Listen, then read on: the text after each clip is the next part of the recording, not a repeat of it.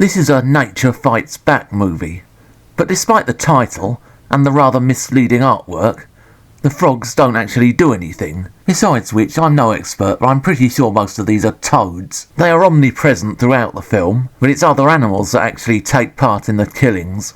Perhaps the original intention was that the frogs would be villains, but then someone realised that frogs, and indeed toads, are not exactly monster material. Well, apart from a few exceptions. And what a scummy man. Just give him half a chance, I bet he'll rob you if he can. A rich businessman and some of his family suddenly decide they don't like the noise that frogs make. They're keeping them awake at night.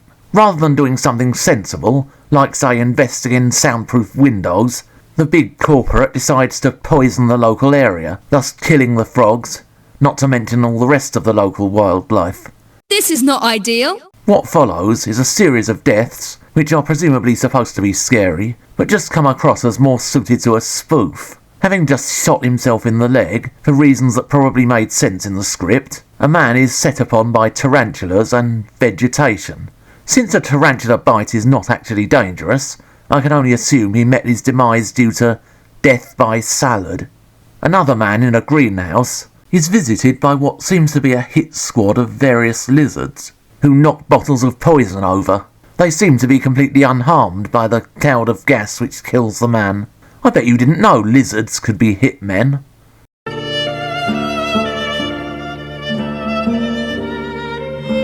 At one point the film very briefly tries to emulate Hitchcock's The Birds.